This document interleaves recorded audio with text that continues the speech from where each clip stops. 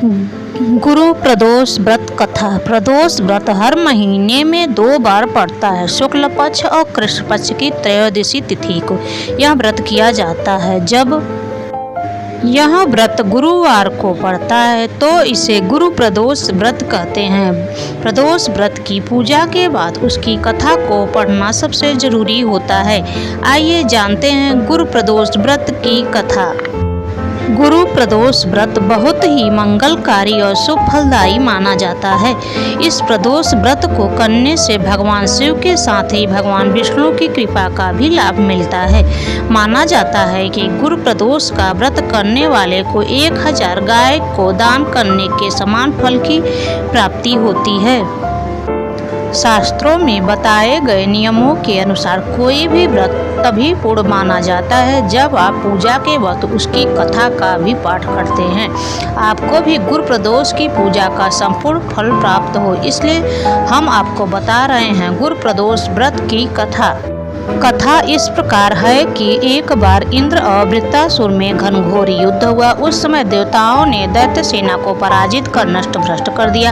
अपनी सेना का विनाश देख असुर वृत्तासुर अत्यंत क्रोधित हुआ, स्वयं युद्ध के लिए उद्धत हुआ। मायावी असुर ने असुरी माया से भयंकर विकराल रूप धारण किया। उसके स्वरूप को देख इंद्रादि देवताओं ने इंद्र के परामर्श से परम गुरु बृहस्पति जी का आवाहन किया। गुरु तत्काल आकर कहने लगे, हे देवेंद्र, अब तुम वृत्तासुर की कथा ध्यान मग्न होकर सुनो। वृत्तासुर प्रथम बड़ा तपस्वी कर्मनिष्ठ था। इसने गंधमादन पर्वत पर उग्र तप करके शिव जी को प्रसन्न किया था। पूर्व समय में यह चित्ररथ नाम का राजा था। तुम्हारे समीप जो सुरम्य वन है वह इसी का राज्य था। अब साधु प्रवृत्ति विचारवान महात्मा उस वन में आनंद लेते हैं। यह भगवान के दर्शन की अनुपम भूमि है। एक समय चित्ररथ स्वेच्छा से कैलाश पर्वत पर चला गया। भगवान का स्वरूप और वाम अंग में जगदम्बा को विराजमान देख चित्ररथ हंसा और हाथ जोड़कर शिव शंकर से बोला, हे प्रभु, हम माया मोहित विषयों में फंसे रहने के कारण स्त्रियों के वशीभूत रहते हैं, किंतु देवलोक में ऐसा कहीं दृष्टिगोचर नहीं हुआ कि कोई स्त्री सहित सभा में बैठे। चित्ररथ के ऐसे वचन सुनकर सर्वव्यापी भगवान शिव हंसकर बोले, हे राजन, मेरा व्यवहारिक दृष्टिकोण पृथक है। मैंने मृत्युदाता कालकूट महाविष का पान किया है, फिर भी तुम साधारण जनों की भांति मेरी हंसी उड़ाते हो। तभी पार्वती क्रोधित हो चित्ररथ की ओर देखती हुई कहने लगी, ओ दुष्ट, तूने सर्वव्यापी महेश्वर के साथ मेरी भी हंसी उड़ाई है। तुझे अपने कर्मों का फल भोगना पड़ेगा। उपस्थित सभासद महान विशुद्ध प्रकृति के शास्त्र तन्वान्वेषी और सनक सनंदन सनत कुमार हैं।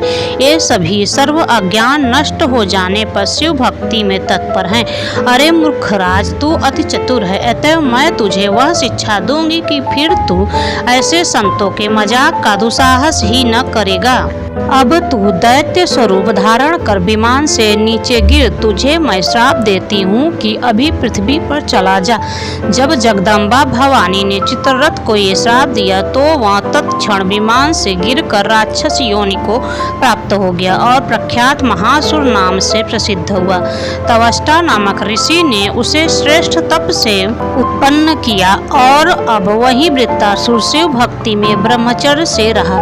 इस कारण तुम उसे जीत नहीं सकते। अतः मेरे परामर्श से तुम यह गुरु प्रदोष व्रत करो, जिससे महाबलशाली दैत्य पर विजय प्राप्त कर सको। गुरुदेव के वचनों को सुनकर सब देवता प्रसन्न हुए और गुरुवार को त्रयोदशी तिथि को प्रदोष व्रत विधि विधान से किया, जिससे वृत्तासुर पराजित हुआ और देवता एवं मनुष्य सुखी हुए। बोले भगवान शिव शंकर की जय।